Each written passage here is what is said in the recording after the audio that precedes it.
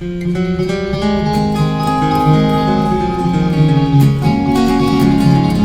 the life of a man, yes, the word to take a stand. Will we build it on the sand or on stone? If Jesus is the Lord, you have to pick up his mighty sword, and first you have to conquer your own home. The Lord said he would come, like a thief in the night. Would he catch you doing wrong or doing right? How are your family ever know that you tell them the Lord said so? Are you walking in the dark or in the light? If you're covered in the blood, then get out of the mud. Turn off that TV set radio.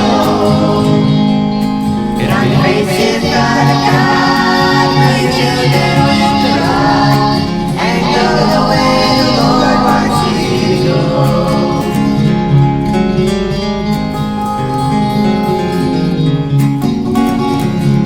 Don't you wait another day, make me walk the Jesus way. Well, the bread of life is the meal you eat.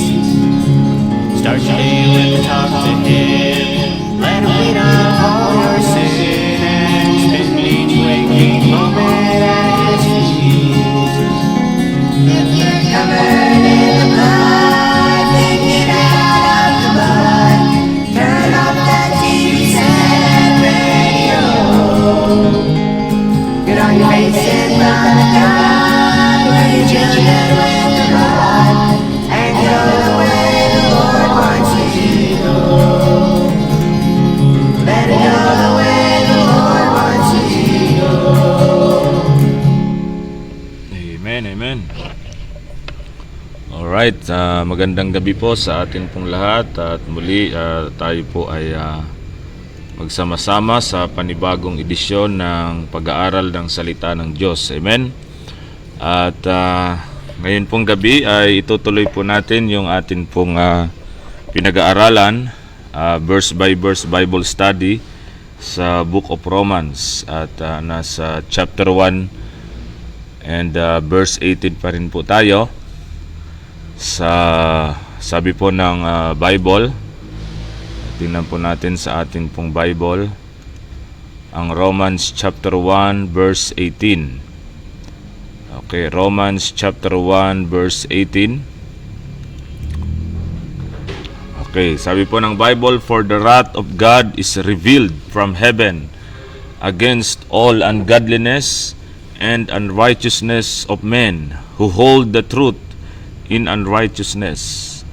So, naumpisahan po natin na pag-aralan po yung puot ng Diyos according po sa God's timeline. Yun po yung inumpisahan po natin, at makikita po natin sa ating pag-aaral mula sa panahon ng tinatawag na innocence. Nakita po natin kung paano pinakita ng Diyos ang kanyang puot, okay, yung kanyang galit, no, at yung judgment niya sa kasalanan, no, sa kasamaan. At ganun din po mga kapatid, kahit na siya po ay nagpapakita ng puot, ng judgment, no, dahil nga po siya po ay banal na Diyos, kaya hindi niya ito tolerate yung kasalanan. Talagang merong kaparusahan ang kasalanan. Ngunit sa kabila po nun, meron pa rin pong mercy ang Diyos. Okay? Meron pa rin pong grace ang Diyos, na nagpo-provide po siya ng way para po makabalik ang tao sa Diyos. Amen? So, kaya mga kapatid, balance po ang ating Diyos mga kapatid. Ang nais niya, masunod natin ang kanyang kalooban. So, nais ng Diyos ay ma-please siya sa pamagitan ng ating pagsunod sa Kanya. So, napag-aralan po natin ang naging consequence ng kasalanan ni Adan. Yan. So, dumako po tayo sa panahon ng konsensya. Okay? yung panahon po na ang tao alam niya na ang tama at mali, meron na siyang awareness, meron na siyang knowledge of good and evil. Ngunit pagdating po sa Genesis chapter 6, mga kapatid, nakita po natin ang sobrang kasamaan. So yung konsensya, mga kapatid, ay ito po ay hindi po nila nakontrol yung paggawa ng kasamaan, mga kapatid. So hindi po gumagana yung konsensya nila. Okay? So dahil nga po, mga kapatid, na pag-aralan natin kaninang umaga, si Satanas ay ang kanya pong goal ay sirain yung seed. Kaya nakipag-marriage po, nakipag-asawa ang mga angels, mga fallen angels sa mga babaeng tao. So nakita po natin ang result, mga kapatid. Nagkaroon ng mga giants at mga kapatid, hindi nagustuhan ng Panginoon ang nangyari. Kaya ang judgment, ang puot ng Diyos ay ubusin yung mga tao na napakasama at na-contaminate po ng demonic line, okay, from the fallen angels, na sila po ay nag-left ng kanilang first state. Okay, so kaya nakita na natin kaninang umaga, mahaba-haba po yon, mga kapatid, yung pride, yung pride, yung rebellion ng mga angel. Okay, kasama si Lucifer. Si Lucifer po ang pinuno. Okay, siya po yung nanguna. At yung pride, mga kapatid, ay magbabagsak po yan sa tao. Okay? Ayaw ng Diyos ng pride. Ayaw ng Diyos na nagmamataas ang tao. Okay po? Kaya yun po ay mag-serve sa atin as a warning, yung nangyari sa angel na nagkasala. Okay? So nandun sila ngayon sa Tartarus at naghahantay po sila sa final judgment. Sa lake of fire po sila itatapon, mga kapatid. Okay, so kaya salamat sa Panginoon, tayong tao, mga kapatid, kahit nagkasala tayo, nandun po yung mercy ng Diyos sa atin. Okay, so ngayon po, mga kapatid, ay sa panahon naman po ng human government, yun po yung ating tatalakayin sa time ng after the flood, yung mula sa Genesis chapter 9 hanggang Genesis chapter 11.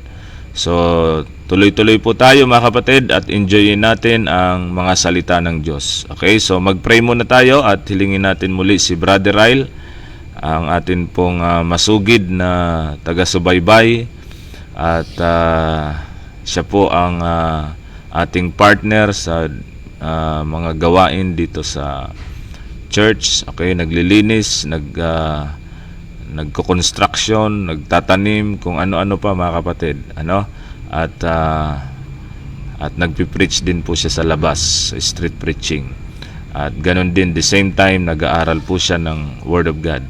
Okay, so Brother Ryle, please open us in prayer. Yes po, Panginoon, salamat po sa gabing ito na kami po ay makikinig na naman sa iyong mga salita, Panginoon.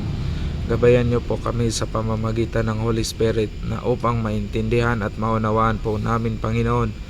At salamat po sa kalakasan, kahit man umulan ay hindi po ito hadlang, kahit pagod, kahit parang hindi na kaya sa katawan. Pero Panginoon, salamat sa Holy Spirit na binigyan niyo po kami ng lakas upang mag-aral ng inyong mga salita sa katotohanan, rightly dividing the word of truth po, Panginoon. Salamat po, Panginoon, sa gabing ito. Ito'y salamat, papuri, pagsamba sa pangalan ni Jesus. Amen. Amen, amen. Okay, so kape muna tayo para magising tayo, Sarap pa. Alright, so salamat sa Panginoon at muli tayong mapalakas po ng salita ng Diyos, ma-establish ang ating faith, mga kapatid, through Bible study, rightly dividing the word of truth. Okay, so ngayon ang atin pong natapos tayo sa kaninang umaga sa pinag-usapan natin about the angels that sin. Okay, yung mga anghel na nagkasala. Okay, so ngayon naman mga kapatid, ay dito na tayo dadakos sa panahon ng tinatawag na human government. Ayan, human government. So, ito po ang time na, okay, ito po yon. Okay, so number 3, yung human government, the intervening wrath. So, merong intervention dito ang Diyos mga kapatid, at ang wrath na ito mga kapatid ay dahil sa pride din ng tao. So, nagkaroon ng unity ang tao in rebellion at Babel. Okay?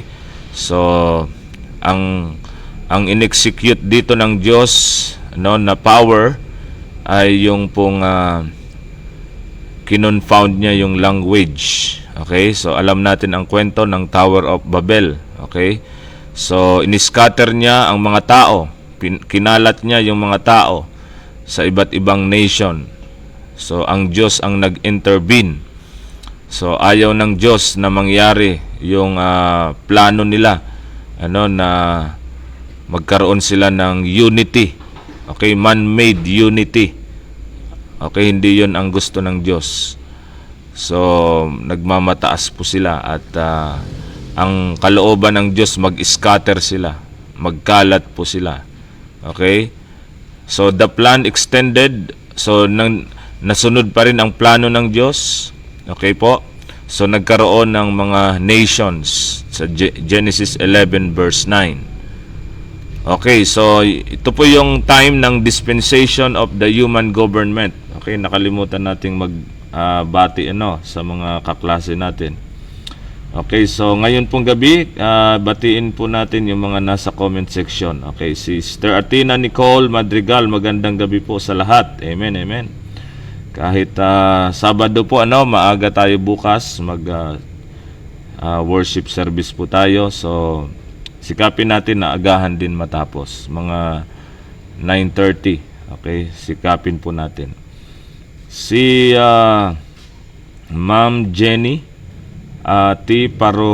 Parohinog, I want to see the whole dispensational church. Amen. So, PM nyo po ako, Ma'am Jenny, kung gusto nyo pong makita yung buong dispensational chart.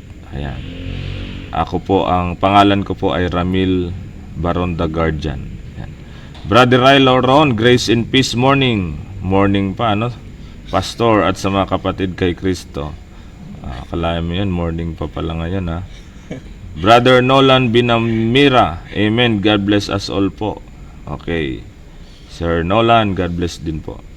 Si Brother Federico Baraza Larido Jr., blessed evening po Pastor at sa lahat ng mga kapatid. Amen. May star po pala kayo, Nag-send ng star si Brother Federico kaninang umaga. So God bless po. God bless. Si Missionary Jess Litargo, grace evening to all ka-fated in Christ. Amen. Si Sister Mardy Palomelo Gotong, dyan sa Mindanao, grace and peaceful evening po Pastor. No power here, lakas po ng ulan. Watching with our brethren, Brother Marlon with his wife. Gandang gabi po sa lahat. Amen, amen. Ayan, si Brother Ranilo Famat, magandang gabi po Pastor at mga kapatiran sa Panginoon. Amen. Salamat po sa mga nag-tune in ngayong pong gabi. At I hope na meron tayong matutunan muli at ma-apply natin sa buhay natin yung mga application po nito, mga spiritual application. Okay? So, dahil ang panahon po na ito ay hindi sa panahon natin. So, ang dispensation na ito ay dispensation of the human government. So, dito na nag-start mga kapatid na binigyan na ng Diyos ang tao ng power to govern. Okay? To govern. So, meron ng gobyerno. So, it is after the flood. hanggang sa Babel. Okay? So, ang failure dito, disobedience to God's command to scatter and fill the earth. So, yun po yung failure ng tao sa time na yan. So, hindi na naman sila sumunod sa utos ng Diyos na kumalat sila at punuin nila ang earth. Manifested in the collective pride and rebellion at the Tower of Babel. Meron akong nabasa dito sa Genesis chapter 10, okay?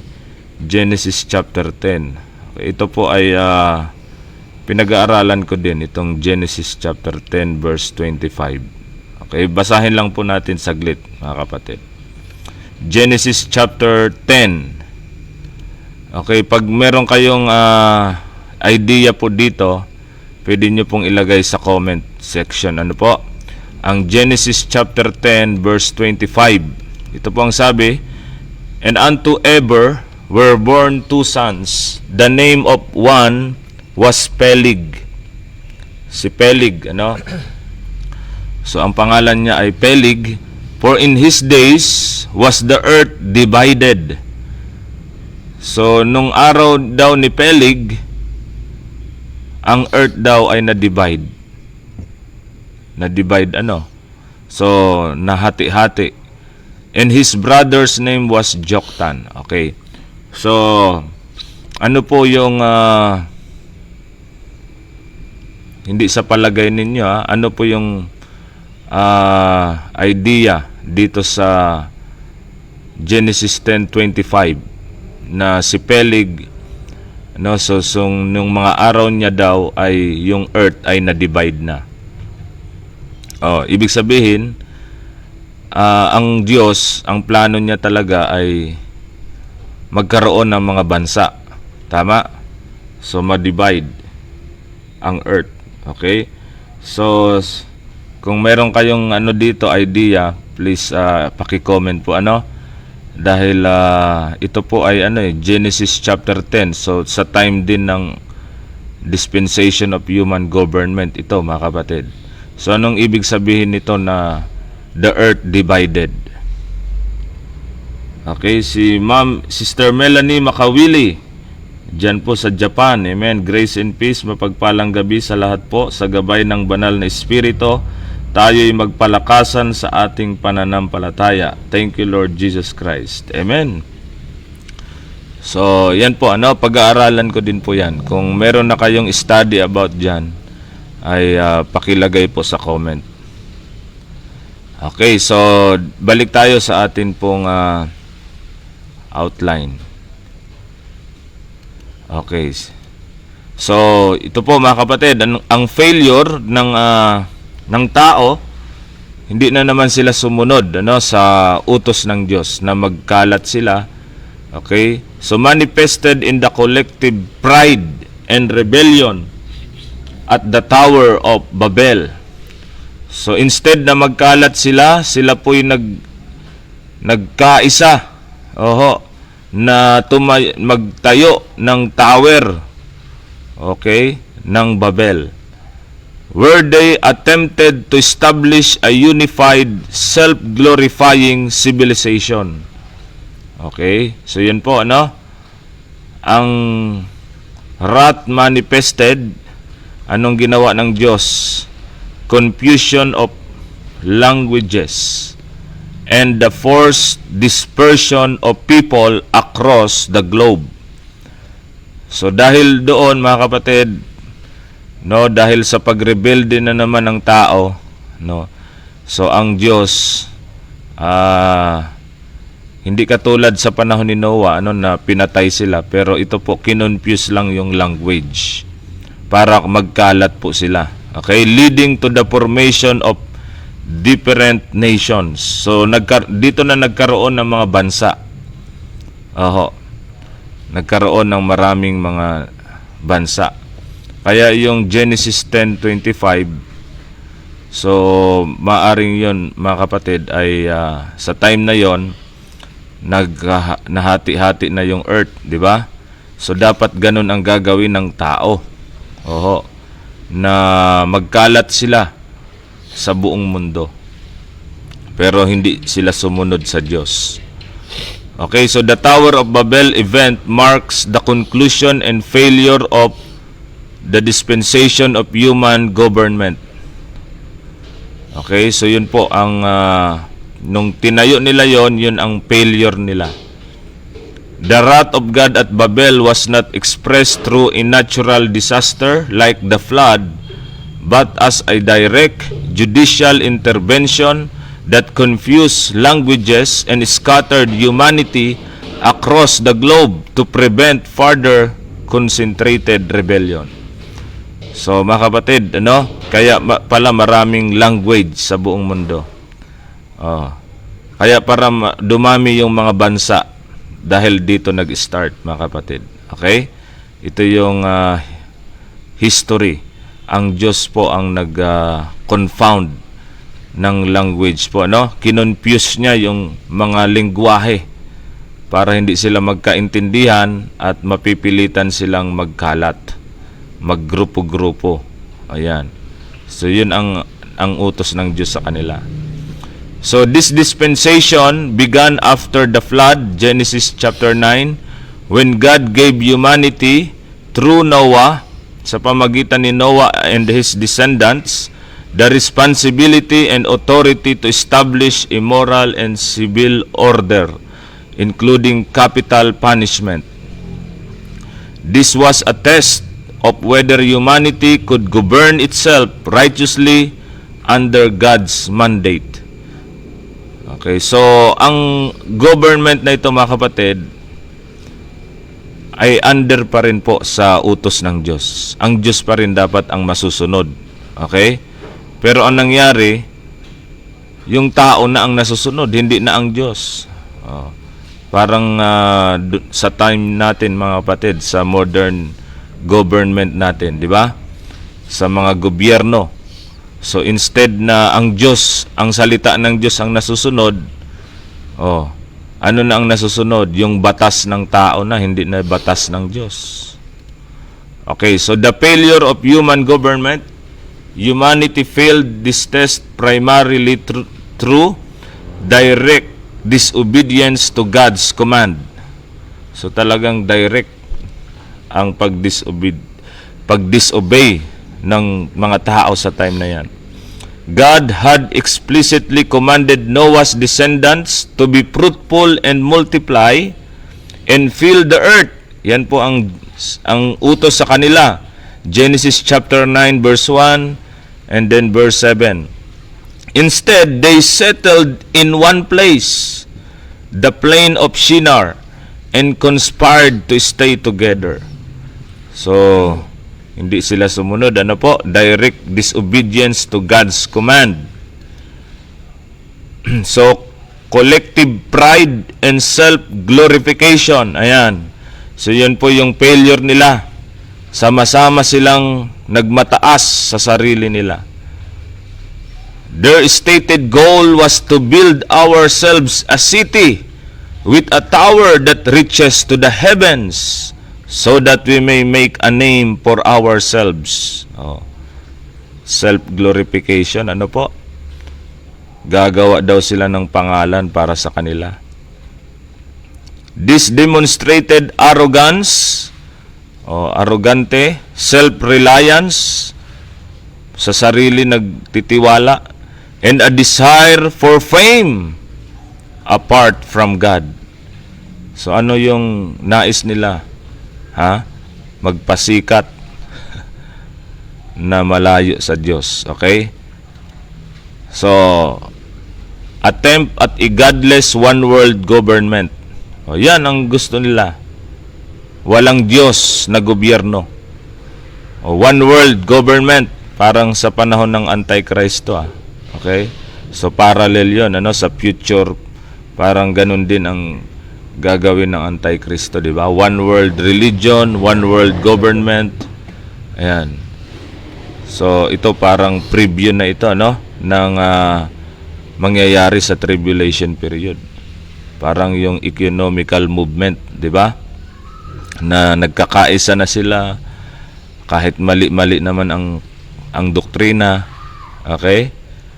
So by staying together and creating a unified, centralized power structure, potentially under the leadership of Nimrod.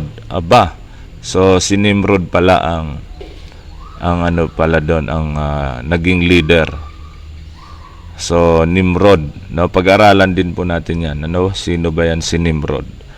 So they were establishing a human-controlled system in defiance of God's plan.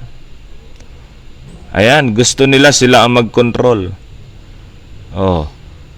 Of course, mga kapatid, si Satan ang behind pa rin, no, ng pride. Okay? Dahil siya ang source ng pride. Gusto niya ang tao maging proud din sa sarili niya na hindi magtitiwala sa Diyos. At i-defy yung plano ng Diyos talaga.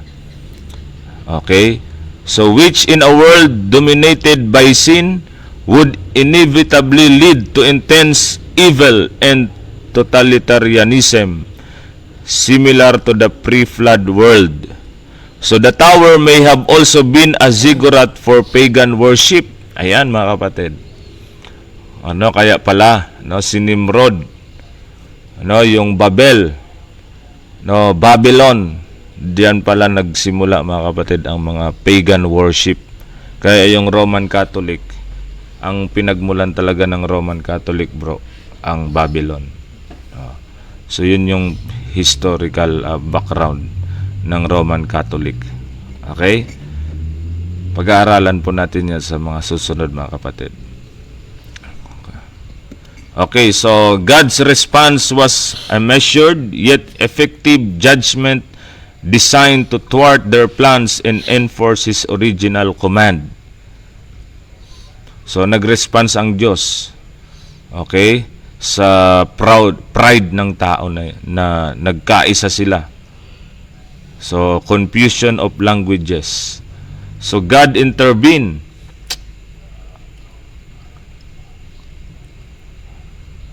Okay, sabi ni Brother Federico sa Genesis 10:25, yung earth divided, most likely tumutukoy sa pagkalat ng mga tao after Babel. Kasi may utos na si God noon pa sa Genesis 9:1 na be fruitful, multiplied, and replenish the earth. Dapat mag-scatter po sila o mangalat. Pero sa Genesis 11:4, ayaw nila maghiwa-hiwalay. Kaya pumasok yung judgment na confusion of languages para pilitin silang sumunod. Kaya nagkaroon ng division ng nations. Okay, so salamat sa pag-comment na yan, Brother Federico. Ano po? Pwede kayong maglagay din po ng mga insight ninyo. At ang Holy Spirit naman ang ating teacher. Ano po? Lahat po tayo estudyante. So, Sister Mel Ganaban, dyan po sa Japan, amen. Grace, evening, and peace from God, Pastor, and to all brethren, praise the Lord Jesus Christ. Amen po. So, yan po, no? Ano yung ginawa ng Diyos na judgment sa kanila? Confusion of languages. Kaya, dito, mayroon akong katabi, taga Cebu to eh. Bisaya. Ako naman ay Bicolano. Dito sa nagkita kami sa Batangas. Iba-iba po ang language. May Tagalog, may Bisaya, may Ilocano, Bicolano. This made communication and cooperation on the project impossible. Ayan, mga kapatid. Hindi nagtagumpay yung project nila. Na-postpone. Ay, hindi na-postpone. Na-cancel talaga. Nag-stop talaga. Oo. So, nasan kaya yung Tower of Babel na yan?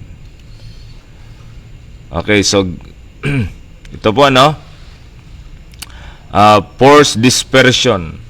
So, persahang pagkalat.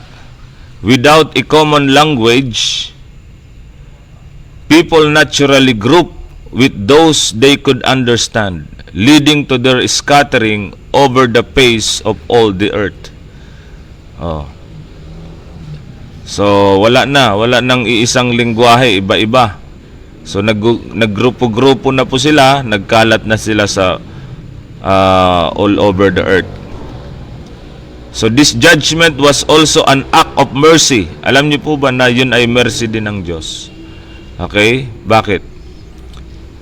So as it limited humanity's ability to unite in total rebellion and prevented them from falling into deeper sin and self-destruction. Ayan. So, kung hindi po yun kinonfound ng Panginoon yung language, hindi sila magkakalat, mas matindi pang mga kasalanan ang gagawin nila. Di ba? Kasi, magmataas na sila eh. Akala nila, kaya na nila ang sarili nila kahit walang Diyos. Marunong na sila, matatalino na sila.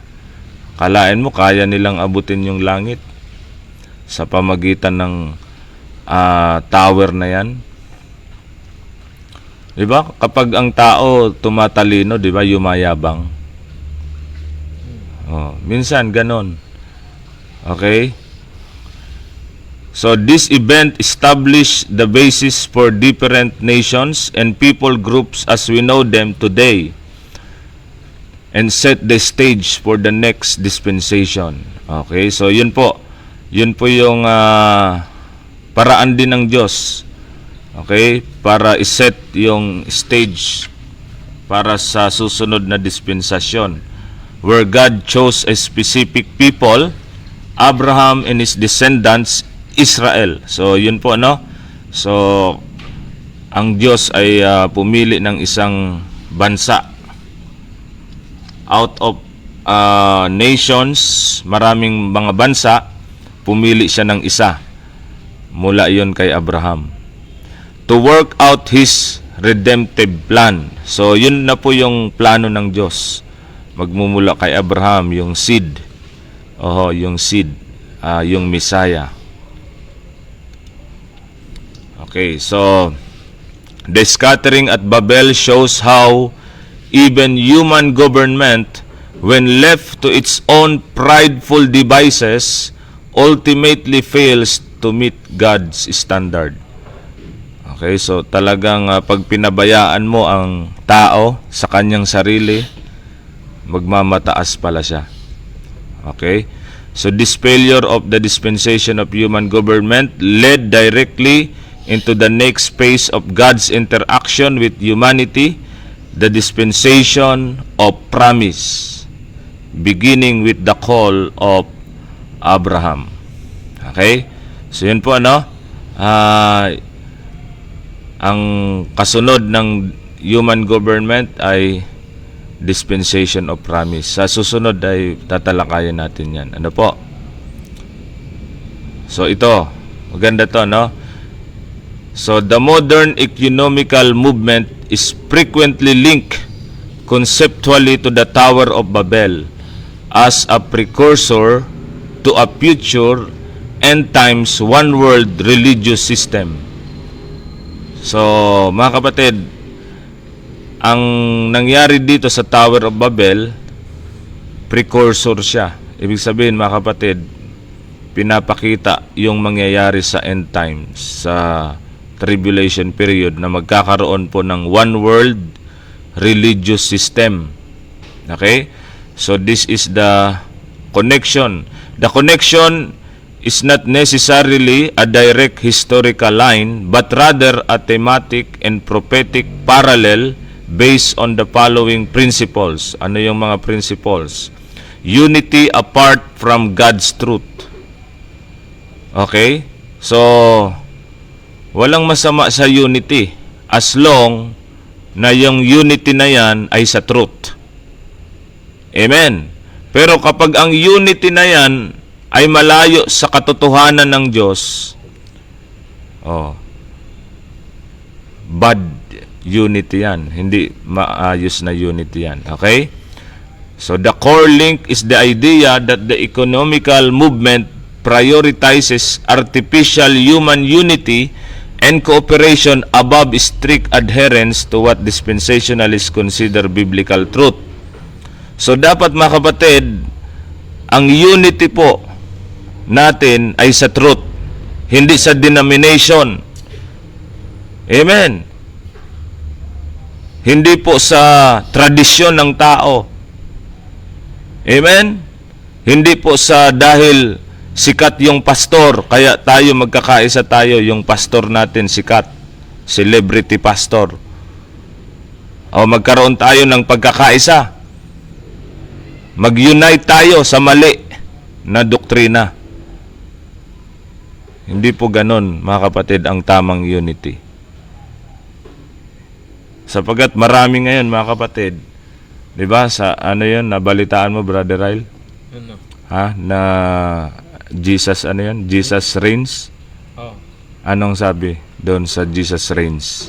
ano, iba't ibang ano, nag-unite. Magsisimula bukas yun? yung ano nila. Yung Jesus reign. Jesus reigns movement?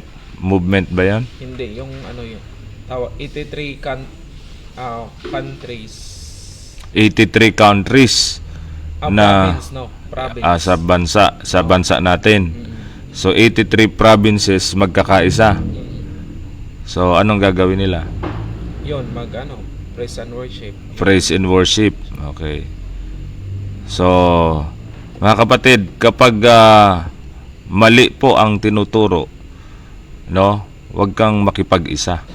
Amen. Huwag kang makipag-unite sa mga maling katuruan, maling doktrina, mali ang gospel. Amen. Makipag-isa tayo, mga kapatid, doon sa tamang gospel, sa tamang doktrina, sa truth. So, mga kapatid, yan po, unity apart from God's truth. Nakakalungkot. Ano po? Marami pong mga tao, hindi po hinahanap ang truth. Gusto nila yung, marami kami dito. Mas maganda dito, marami. Dito masaya kasi marami. Oh, love lang tayo, love lang. Praise lang tayo, praise Jesus.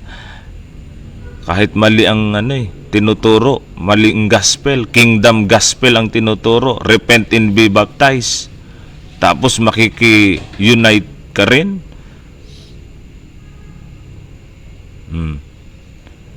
So, yun po mga kapatid, ang mangyayari sa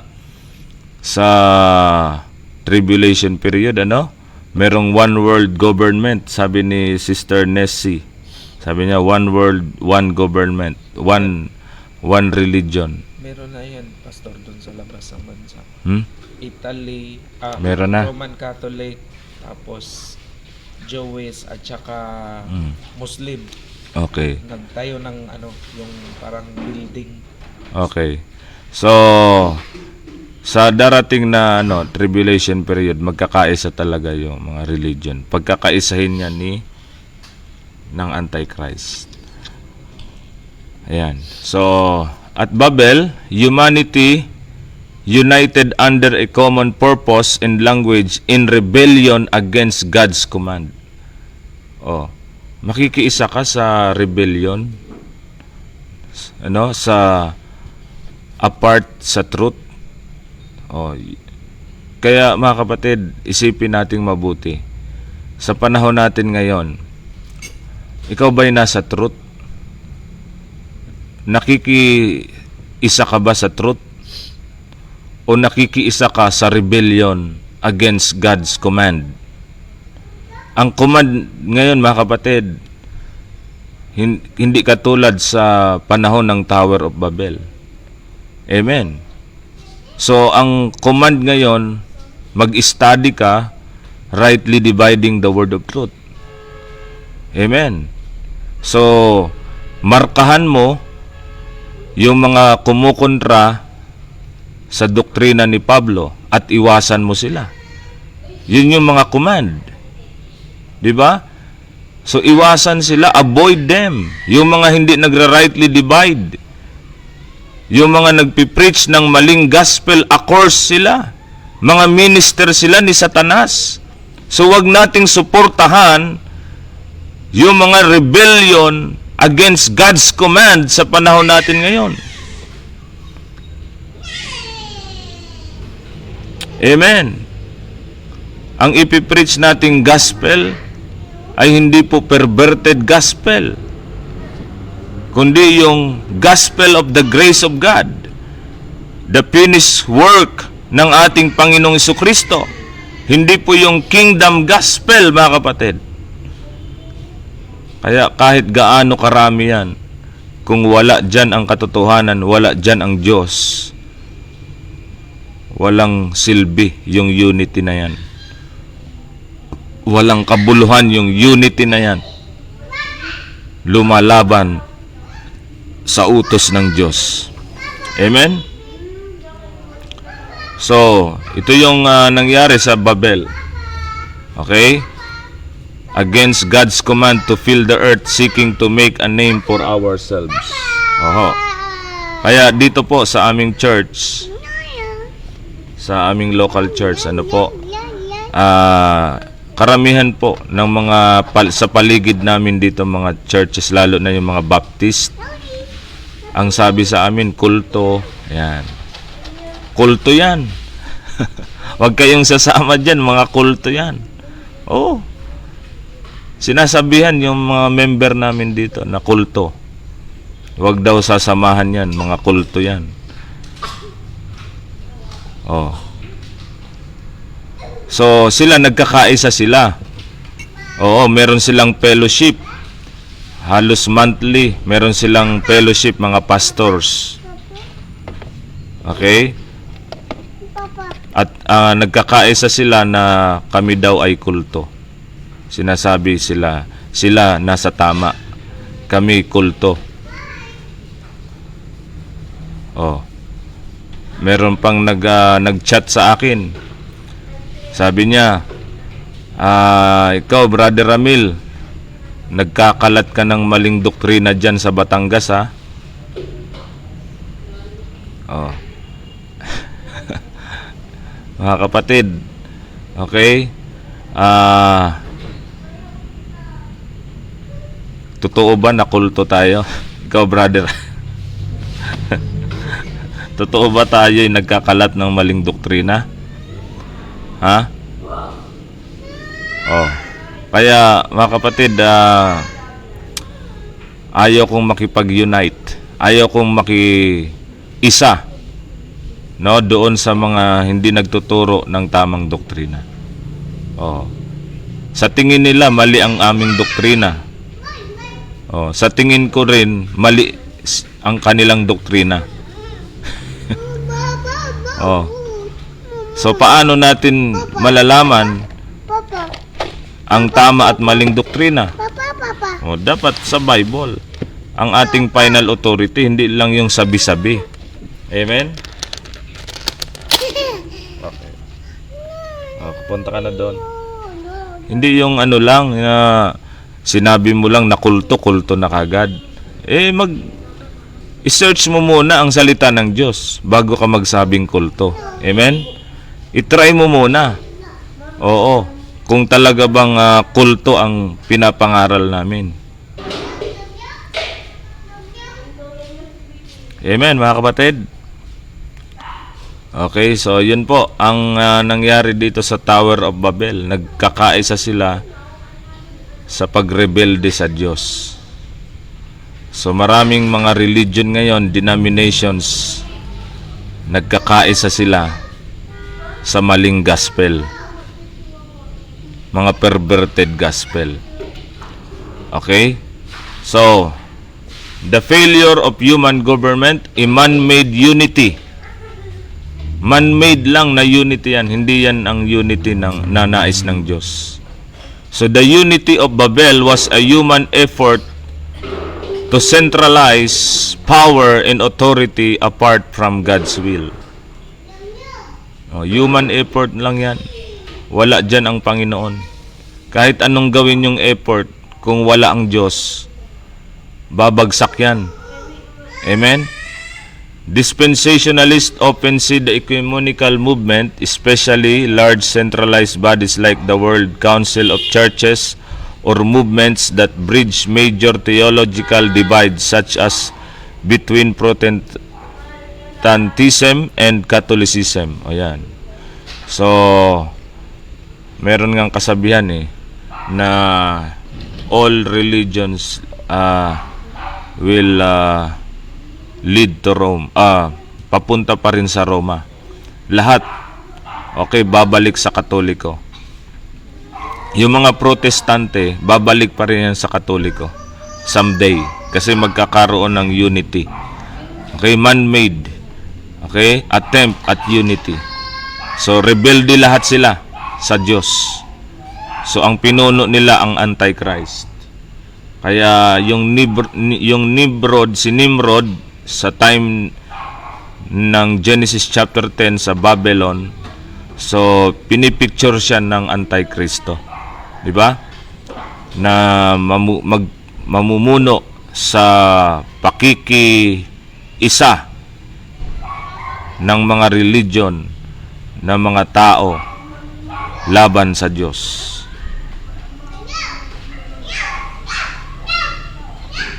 Okay, sabi ni Sister Deborah Power, amen. One Lord, one faith, one baptism. Ayan. Sabi ni Brother Ranilo Famat, may last supper pa na ordinance silang sinusunod na kung hindi ka dapat magpa-partake, kung hindi ka karapat dapat sa union nila. Okay. Si Brother Bob Reggio, galing din ako sa Baptist, ngayon din ako naniniwala sa kanila. Ayaw pala nila ng katotohanan. May mga Baptist din na nagtuturo ng katotohanan, pero iilan lang. So, sabi ni Brother Ranilo Pamat, meaning kung hindi ka worthy to partake, do not partake kasi mapapahamak ka. So, yun yung yung mga tradisyon ng tao. Hindi katotohanan.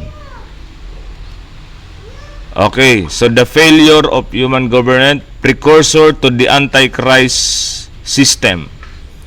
So, a key aspect of dispensational eschatology, end times prophecy, is the emergence of one world political system and a one world religion during the tribulation period, which will be led by the Antichrist and the false prophet. The economical movement is often viewed as a staging ground or a foundational philosophical shift that conditions people to accept this future global religious unity, ultimately leading to the worship of the beast, Antichrist. Tingnan mo, pasabi-sabi pa ng Jesus reigns, pero mali naman ang gospel. Hindi lahat ng nagsasabing Jesus, yan ay totoong Jesus. Kasi sabi ni Pablo, mga kapatid, merong magpipreach ng another Jesus. Amen? So, merong magpipreach ng another gospel. Kaya, dapat alamin natin kung ano yung totoong Jesus na dapat i-preach natin. Amen? Alamin natin kung ano yung totoong gospel na i-preach natin. Hindi dahil nag-preach ng Jesus, totoo na yan. Okay? Hindi ibig sabihin na sabi nila, Jesus is Lord. Jesus is Lord. Nagkakaisa sila, di ba? Hindi lahat ng tumatawag Lord ay sabi ng Bible, makaka-enter sa kingdom, di ba?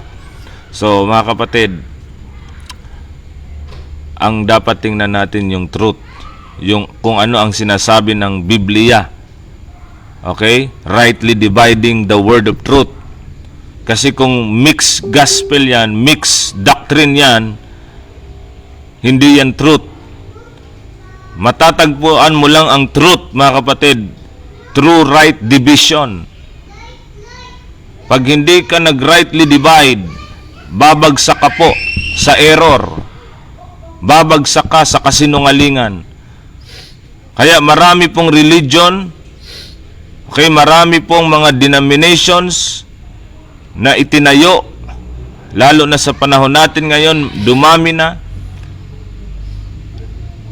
Dahil po, nag-fail silang mag-rightly divide. Okay? For example, yung Seventh-day Adventist, ang tawag din sa kanila, Christian din. Pero Seventh-day Adventist sila. So, sabi nila, masunurin sila kay Jesus. Kasi si Jesus nag-keep ng Sabat. So, kung si Jesus ay nag-keep ng Sabat, dapat din mag-keep sila ng Sabat. Hindi sila magtrabaho ng Sabado. Kaya yung mga member nila na doktor, mga nurse, sila lang yung excuse. Dapat tuloy silang magtrabaho kasi pag hindi nagtrabaho yon, patay ang pasyente nila. So, sa kanila mga kapatid, Sabado, hindi sila magtatrabaho. Sabbath keeping. Kung hindi ka mag-rightly divide, mas tama ang Seventh-day Adventist. Tama? Kasi nagkikip sila ng Sabat. Kaya lang mga kapatid, hindi yun para sa atin. Kung magra-rightly divide ka ng salita ng Diyos, ang Sabat ay para sa Israel. Hindi para sa atin na Gentile. Amen. At yun ay under the law. Nung si Kristo po ay nandito pa sa earthly ministry, under the law pa rin siya mga kapatid. Hindi pa under ng New Testament.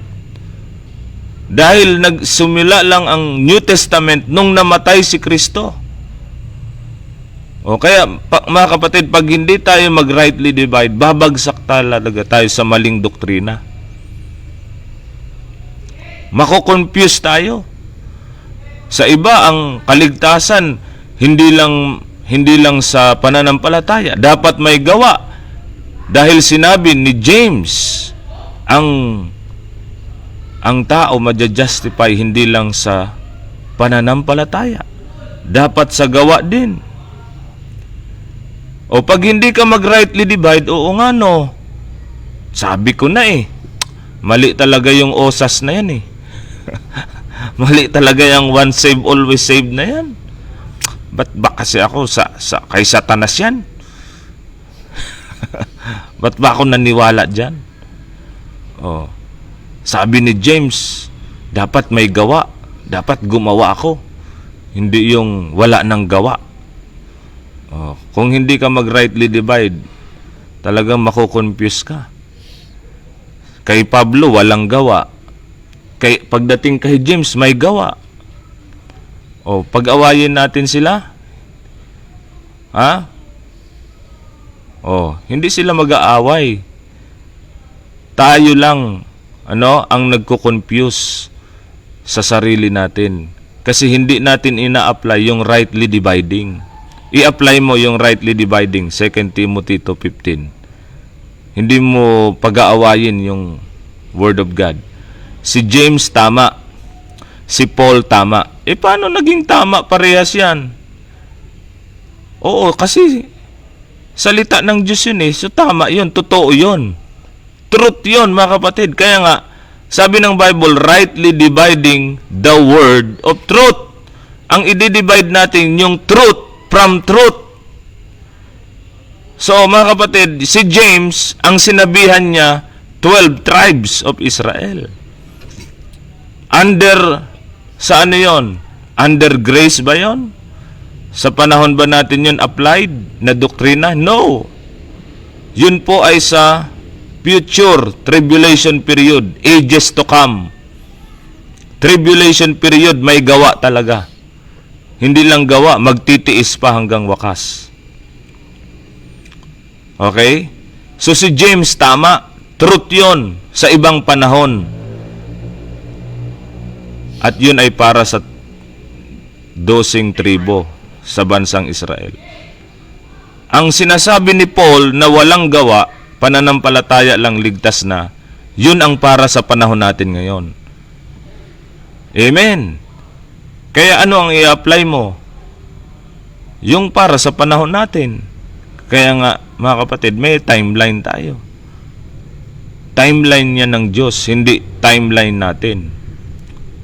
Ang Diyos, mga kapatid, merong sinusundan na timeline. May schedule, hindi halo-halo ang time ng ating Panginoon. Merong siyang schedule. Okay? Pag hindi pa yung time ng Panginoon, hindi pa.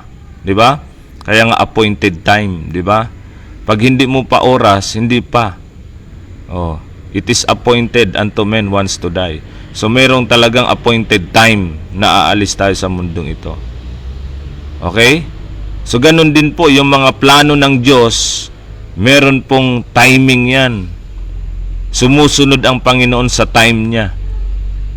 Kaya nung dumating si Kristo, sabi ng Bible, in the fullness of the time, God sent forth His Son, made of a woman, made under the law.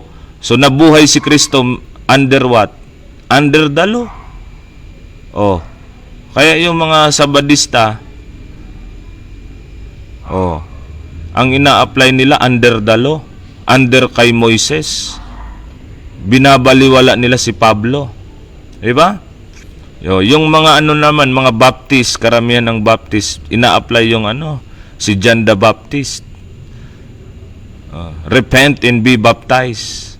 Repent, for the kingdom of heaven is at hand. Hindi nila alam, mga kapatid, na yun ay para sa Israel. Kingdom gospel. Kaya halo-halo, mga kapatid. Kaya hindi tayo mag-base sa turo ng denomination. Mag-base tayo sa turo ng Holy Spirit. Hindi sa turo ng pastor. Kung ang pastor nagra-rightly divide at guided ng Holy Spirit, mga kapatid, yun, i-check natin kung tama yung tinuturo niya. Kung hindi nagra-rightly divide yan, bagsak yan sa false doctrine. Amen. At bagsak yan, mga kapatid, sa maling gospel. Ano pa? Pag nag-rapture, may iwan yan. Makikiisa siya sa one-world religion. Susundin niya yung Antichrist. Ako natin, mga kapatid. So, huwag tayong makiisa sa sistema ng Antichrist. Yung mga economical movement na yan. Okay, sabi ng Bible, mark them and avoid them. Sabi ni Apostle Paul sa Romans chapter 16. Okay? So the reversal of Pentecost. So ang nangyari sa Pentecost sa Acts chapter 2. Okay, ito po yung reversal, magka-reverse, magkabaliktad. The Tower of Babel resulted in confusion and dispersion as a divine judgment. The day of Pentecost, Acts 2, is often seen as the redemptive reversal, where people from all languages heard the gospel in their own tongue, forming a true Spirit-generated unity in Christ. So, yun po ang gawa ng Panginoon sa Acts chapter 2. Okay, nagkaroon sila ng sa iba't ibang lugar. Okay, nagsalita yung mga apostles ng lingwahe na naintindihan nila. Nag-speak in tongues sila. Ang tongues po, mga kapatid, lingwahe po yan na naintindihan. Okay? Language siya. Kilalang language sa iba't ibang lugar. Hindi yung mga bla bla bla bla bla bla bla, walang kwentang salita. Hindi yun yung speak in tongues po. Okay? Sa context po ng Acts chapter 2, language yun yung mga sa iba't ibang lugar na pumunta doon sa Jerusalem para mag-worship o para makipista sa Pentecost. Nakuha natin? Iba-iba ang lugar na pinanggalingan nila yung mga apostol magpipreach. Paano yan? Hindi maintindihan na makikinig. Hudyo ang salita nila. Kaya, ang Panginoon nag-work doon.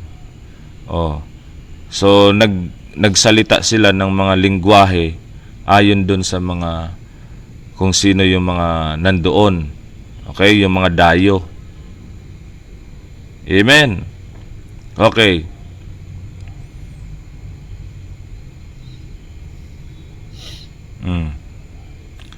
Sabi ni Brother Jun Ribunya, good evening to all brothers and sisters in the Lord. Amen.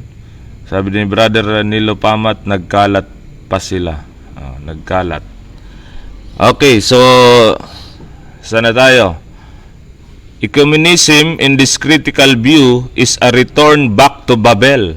So yung mga economism, economical movement na pagkakaisa sa walang katotohanan, hindi nakaayon sa tamang gospel, sa tamang doktrina, okay, para silang bumabalik sa Tower of Babel by creating unity through compromise and lowest common denominator theology rather than unity in the truth of the gospel.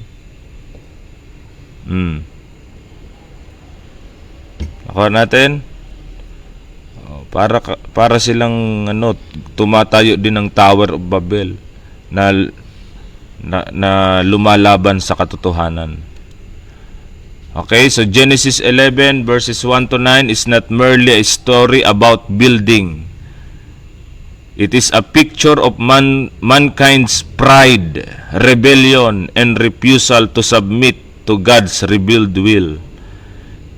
It marks a key event in God's dispensational timeline, showing the failure of man under the dispensation of human government. Instead of spreading and filling the earth as God commanded, humanity united to exalt themselves rather than God. What began as unity became arrogance. What started as ambition became apostasy. Okay, so ito po the presumption of human pride, man's arrogance before God. So ito po yung pride ng tao sa time na yon. A desire for self-recognition. Diba? Diba? Kagaya natin sa panahon natin, nagdi-desire din tayo minsan na i-recognize ang ating sarili. Diba? Naghahantay tayo na ma-recognize. Yan ang pride. Sabi dito sa Genesis 11 verse 4, let us make us a name. Gusto mo mabanggit yung pangalan mo, di ba? Gusto ko mabanggit yung pangalan ko, ma-recognize ako. So yun po humanity sought fame without God. Okay, i-check natin yung ating sarili, mga kapatid. Ito, lesson po ito sa atin. Merong practical application sa buhay natin ito bilang Kristiyano. Baka ang desire natin self-recognition. Ako ang diyan kakanta. Dapat ako lang ang kakanta. Ako dapat ang magaling. Dapat ako ang laging nare-recognize. Ako dapat ang napapansin. Pag hindi ka napansin, magpapapansin ka. Diba? So gusto mong magpasikat din. Gusto ko ako ang maging sikat. Let us make us a name. Dapat ang pangalan ko ang nakalagay diyan. Self-recognition, parang yung mga politician, di ba? May mga pangalan sa mga ang nagpatayo nito si ganito, si Governor Kurakot. A determination for self-reliance. Okay? So, self-reliance, nagtitiwala na sa sarili. Okay? They trusted human strength. Nagtiwala, kaya natin ito. Magagawa natin ito basta united tayo, Tulong-tulong tayo. Kayang-kaya natin ito. Self-reliance. Wala na ang Diyos. Okay? Hindi na sila nagtitiwala sa Diyos.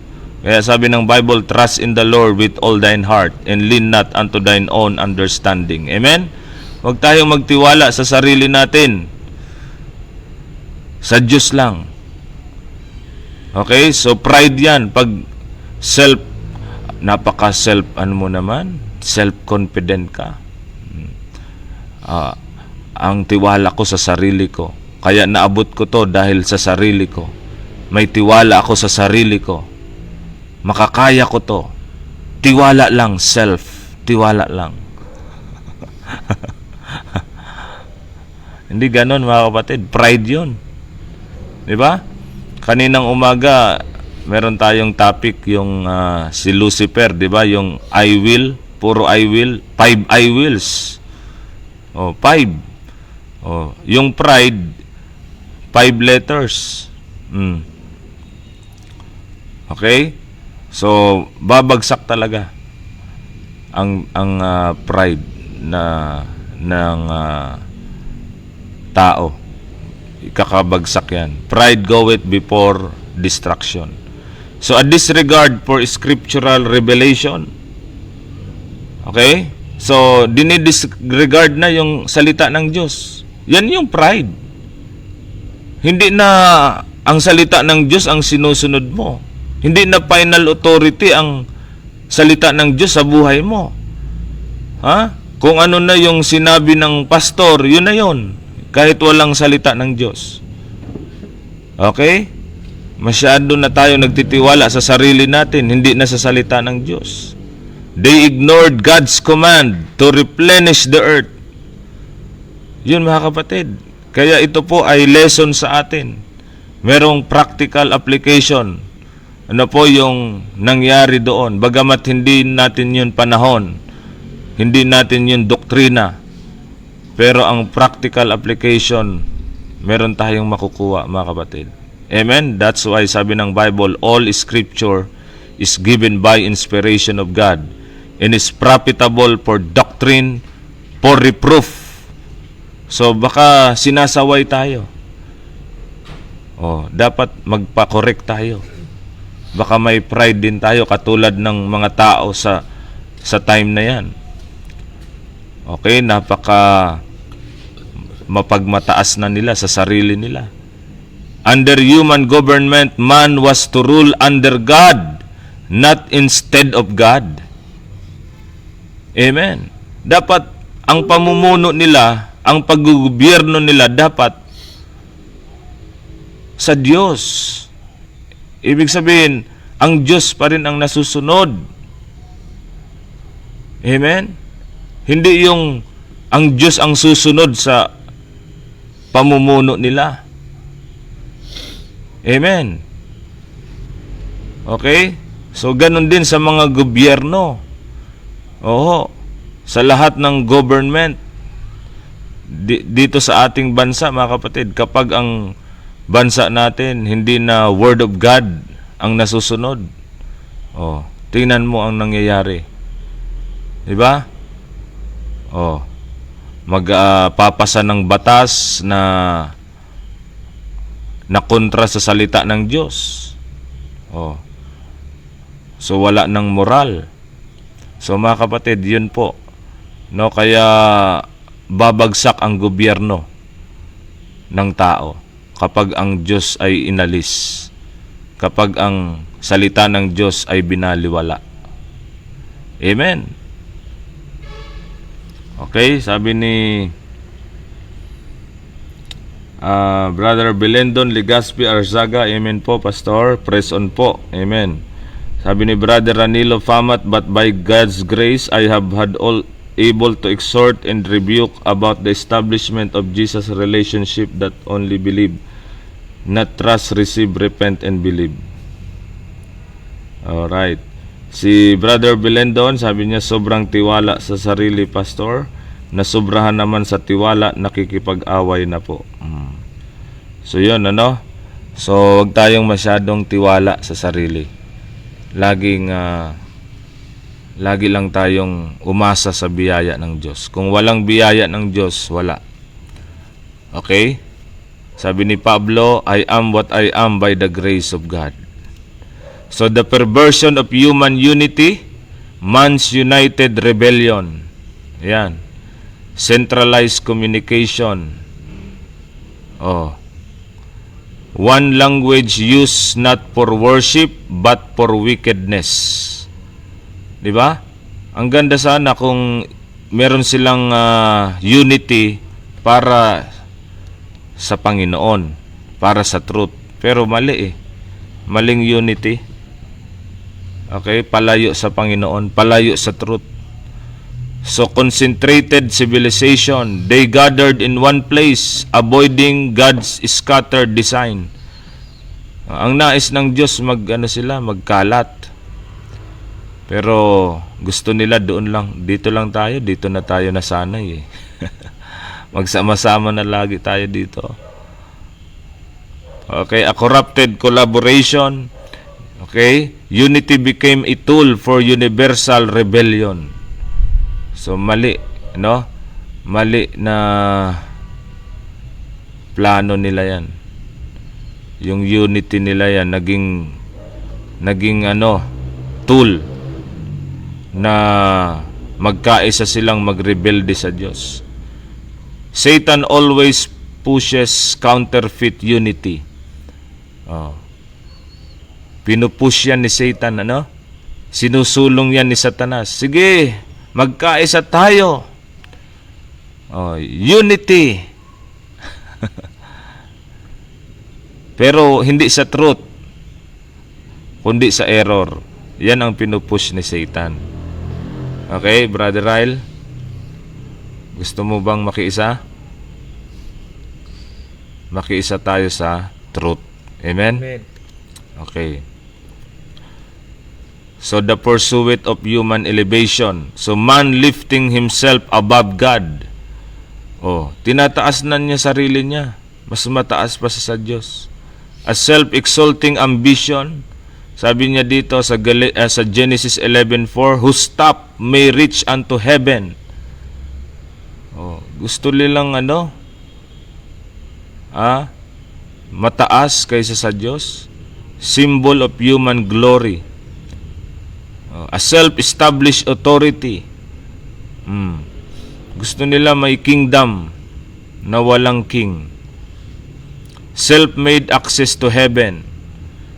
Gawa lang nila yon na magkaroon daw sila ng access sa langit. 'Di ba? Ang taas nun. Maabot kaya nila yon? Man tried to reach heaven by works. A picture of religion. So mga kapatid, pinipicture nito yung religion ng tao. Puro works. Gusto niya makapunta sa langit sa pamagitan ng kanyang works. Pero hindi po yon, mga kapatid. Amen? Pag sinabing religion, works yan. Pero pag si Jesus Christ, ang kanyang ginawa, grace yun. Wala tayong gawa. Amen? Kaya doon tayo sa ginawa ni Kristo. At ang bunga nun, kaligtasan. Ang religion, walang kaligtasan dyan. Puro yan gawa. Puro do this, do that, do more, do this. Pero kay Kristo, it is done. Tapos na. Okay, so Babel is the birthplace of false religion. Man trying to reach God by his own means.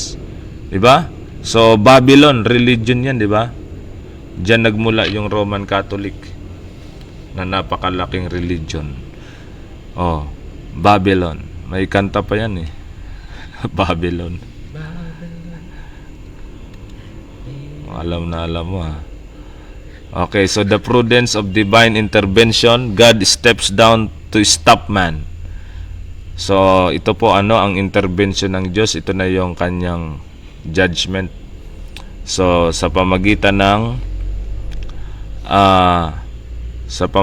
po ng pag-confuse ng language. So, bumaba ang Panginoon. God came down, He sees and judges human rebellion. Okay? So left unchecked, man's evil would grow without limit.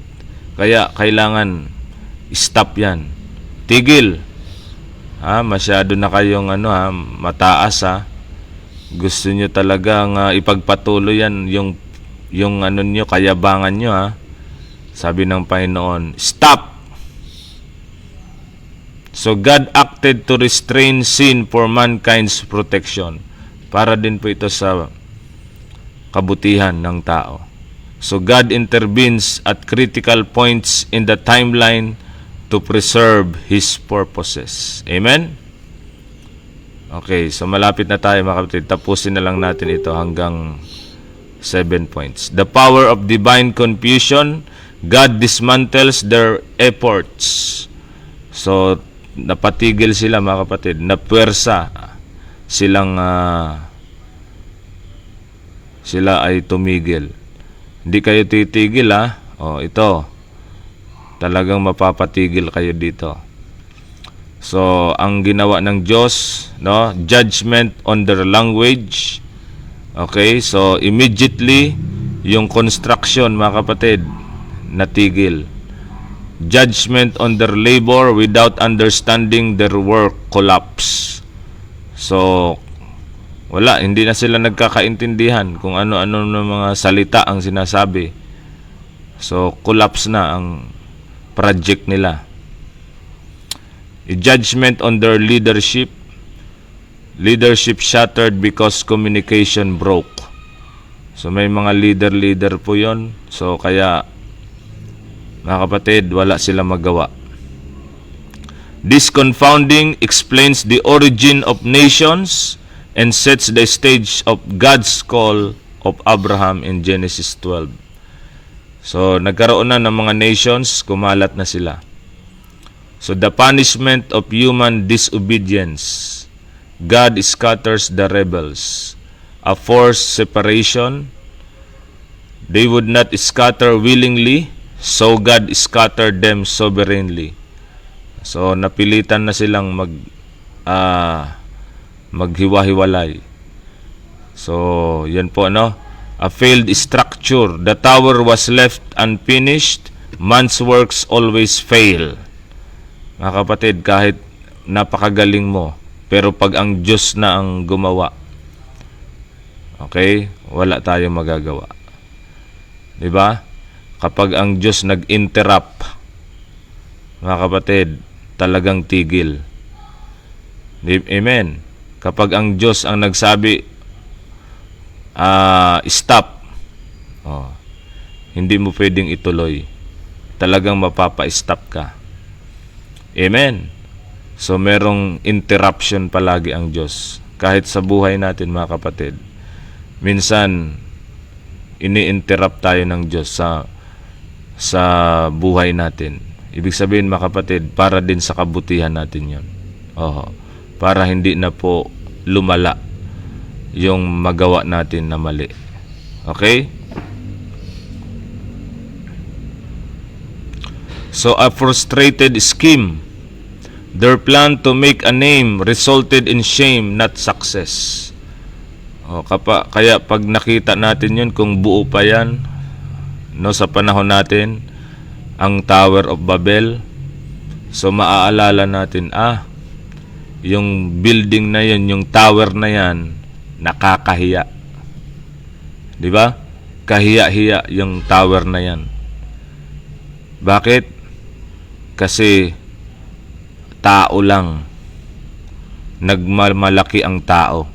Dahil sa tower na yan, pinapakita ng tao na siya ay mataas, mapagmalaki. Okay? So, kaya sa mga nag-build din sa kanilang mga pangalan, nakakahiya. Binibuild mo ang pangalan mo na wala ang Panginoon. Nagpapasikat ka at hindi ang Panginoon ang nagiging sikat. Hindi yan success. Yan ay shame. Amen? So when man rejects God's plan, God overrides man's pride. Tandaan natin yan, mga kapatid. Kapag ang tao nireject niya ang plano ng Diyos, ang Diyos, mga kapatid, ibabagsak niya. Ibabagsak niya yung tao na yan dahil sa kanyang pride. Amen. So, number 7, the purpose of divine dispensation. So, God redirects from Babel to Abraham. So, ito yung redirection ng Panginoon. Okay, papunta na po kay Abraham. A new nation chosen. Genesis 12, 1-3. God turns from man's rebellion to His own redeemed nation. So, ang Diyos lang ang nakakagawa niyan, mga kapatid. Amen? A new program introduced. The Abrahamic covenant becomes the next stage of God's plan. A new promise given. Where Babel failed, God's promise to Abraham will flourish. So Babel ends man's collective failure. Abraham begins God's redemptive focus on one chosen man. Amen. So, conclusion na po, mga kapatid. Dahil Sunday ba bukas? Okay, makakalimutan na ako eh. Medyo naantok na rin. Okay, the Tower of Babel reveals the universal truth that man's greatest problem is not ignorance but independence. The desire to live without God. Kala kasi natin, kaya natin sa sarili natin kahit walang Diyos. Amen? Ang tao hindi lamang nabubuhay sa tinapay, kundi sa bawat salita na nagmumula sa bibig ng Diyos. Amen? So dapat hindi tayo independent sa sarili natin. Dependent tayo dapat sa Diyos. Totally dependent tayo. Kahit sa pag-aaral natin, di ba? Hindi tayo independent. Kaya kong unawain yan. Kayang-kaya ko yan. Ang galing ko sa English. Yung mga magagaling sa English, hindi nila maunawaan ng Bible. Magagaling yun sa English, hindi nila nakukuha yung tamang doktrina, yung knowledge of the truth. Kaya sabi ng Bible, ever learning and never able to come unto the knowledge of the truth. Maraming magagaling, pero bakit hindi nila maunawaan ng truth? Kasi nga, hindi yan sa galing natin. Yan ay sa pag-work ng Holy Spirit kapag tayo ay total dependent sa banal na Espiritu, hindi sa sarili natin. So wag tayong mag-desire na mamuhay na walang Diyos, na walang salita ng Diyos, na rule, nagko-control sa buhay natin, mga kapatid. Ang final authority dapat natin, walang iba ang salita ng Diyos. Rightly divided. So Babel is not just a moment in history. It is the mirror of every sinful heart that seeks greatness without grace. Mga kapatid, ang puso natin, noong unbeliever tayo, mandaraya, ang hinahanap natin noon, kadakilaan.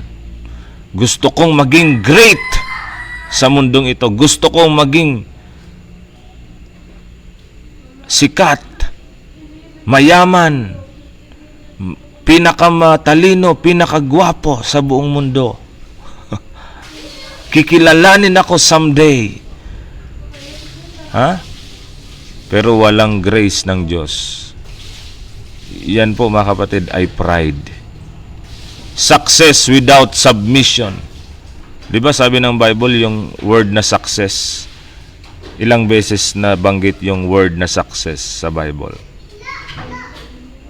Sa New Testament lang siguro yung nabasa ko.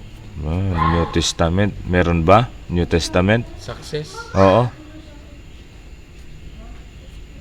Tingnan mo muna, mag-search ka kung ilang word na ang word na success.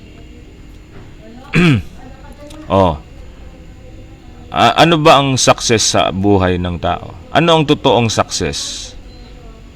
Ha? Dahil sa galing mo, diskarte mo, kaya ka naging successful? Ang business mo naging successful dahil magaling ka humawak ng pera, mag-handle ng business? Kung wala ang Panginoon dyan at nagmamalaki ka, mga kapatid, ibabagsak ka ng Panginoon someday. Amen? Oh. And unity without truth. Oh, yan po mga kapatid. Yan po ay nagsasalamin sa buhay natin. Yung nangyari sa Tower of Babel. Saan ang unity mo? Saan ano ka? Bilong na nakikiisa ka? Anong sinasamahan mo? Truth o error? Kasinungalingan? O mga kapatid, paano natin malaman yan? Ang kalooban ng Diyos, mga kapatid, sa lahat ng tao, maligtas at mapunta sa knowledge of the truth. Nandun na ba tayo sa knowledge of the truth? Nakaabot na ba tayo doon sa truth? At kung nandun ka na sa truth, mga kapatid, meron ka bang mga kasama at doon ka nakikiisa? Doon sa group na yon na nasa truth? O nasa truth ka tapos nakiki-unite ka sa mali, sa kasinungalingan? Di ba? Kaya dito po sa aming church, mga kapatid, sabi ko, kung hindi lang man tayo nagkakaisa sa truth, maghiwa-hiwalay na tayo. Kaya tayo nandito, every Sunday nagkikita tayo, every prayer meeting nandito tayo. At dapat siguraduhin natin na nasa truth tayo. Okay? Yun ang ating basihan ng ating samahan dito. Yan yung pundasyon ng ating unity. Okay? Kung mali na ang doktrina natin, mali na, wala nang dahilan para mag-unite pa tayo. So, sa biyaya ng Diyos, may banal na espiritu tayo. Nandyan ang King James Bible. Sinabihan tayo mag-rightly divide. Ibig sabihin, mga kapatid, kung magdidepende tayo sa Holy Spirit at sa salita ng Diyos rightly divided, gagabayan tayo ng Diyos na nandun pa rin tayo sa truth. Amen. So marami na po ang umalis. Ayaw nila sa truth. Mas gusto nila doon sa maganda ang building. Mas gusto nila doon sa marami ang uma-attend. Mas gusto nila doon sa maganda yung program. Mas gusto nila doon, mas maganda doon ang music. Mas gusto nila doon sa mas maganda yung entertainment. Napapatawa sila, napapaiyak sila. Mas maganda doon kasi ang pastor doon pogi. May pastor. Tapos dito ang pastor. Oh. Paisip ka, pastor. Mga kapatid,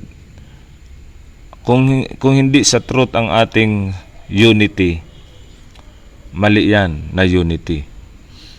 Nais ng Diyos ang unity natin sa truth. Oh. Kaya dito sa ating online Bible study, magkakalayo tayo pero kung nagra-rightly divide tayo, may Holy Spirit tayo, ay may unity tayo sa truth. Hindi tayo magkaano-ano. Malayo kayo. Hindi tayo mag-anak. Hindi nga tayo magkakilala, hindi pa tayo nag-meet sa personal. Pero dahil sa truth, parang magkakilala na tayo ng matagal. Amen? Dahil sa truth, di ba? Kahit hindi pa tayo nagkikita, pero tayo ay may Holy Spirit, mayroon tayong iisang desire na maunawaan ang salita ng Diyos, rightly divided. So parang matagal na tayong magkasama. Dahil yun, mga kapatid, sa Holy Spirit na meron tayo. Ang nag-i-endeavor niyan, ang Holy Spirit, na mag-unite tayo to keep the unity of the faith. Amen? Okay, so learn the lessons of Babel. Pride leads to ruin. Okay? Si Brother Berhel Tolomia, sa iba meron doctrinal statement na sinusunod nila ginawang law sa kanilang local church. Okay. Si Brother Belendon, sabi niya, unity po ng word of truth po. Amen. Amen, amen. So, lean on God. Magtiwala tayo sa Diyos. Not human strength or wisdom. Live in humility, obedience, and dependence on God's revealed word. Look up to God's plan in every dispensation. He always wins. Ang Diyos laging ang panalo. Laging failed ang tao sa pag-disobey ng tao. Love the gospel of grace revealed to Paul. 1 Corinthians 15:1-4. So yan po ang ating gagawin, mga kapatid. Huwag tayong magtiwala sa sarili natin. Sa Diyos lang. Babel shows man's pride. Babel shows man's rebellion. Babel shows man's failure under human government. Babel shows God's intervention against sin. Babel shows God's judgment and mercy. Babel shows the origin of nations. Babel shows the transition into God's covenant with Abraham. So, salamat sa salita po ng Diyos. Okay, na umabot tayo ng 9:46.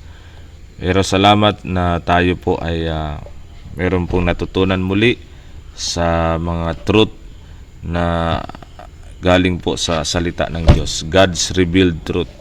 At salamat sa inyo pong pag-join. Nagkaisa po tayo palagi sa katotohanan. Hindi sa kasinungalingan. So mag-close tayo sa prayer. Brother Ryle. Yes po, Panginoon, salamat po sa gabing ito na another truth na namin ang naunawaan, Panginoon, na iyon lang kalooban ang aming masusunod, Panginoon, sa pamamagitan kay Paul, Panginoon, na yung ginagamit in this church, Lord God. Salamat po sa Amen. sa mga salitang ipinaunawan niyo po sa amin, Panginoon. Salamat na binigyan niyo po kami ng kaliwanagan, Panginoon, at may sa buhay po namin ito yung mga salitang aming narinig ngayong gabi, Panginoon. Salamat po, at sa aming pagtulog, ikaw po ang magabay sa amin, Panginoon, pati sa family ko na doon sa Cebu at saka sa mga kapatiran na nakikinig ngayon, Panginoon. Salamat po, ito'y papuri, pasalamat sa pangalan ni Jesus. Amen. Amen, amen. Okay, thank you.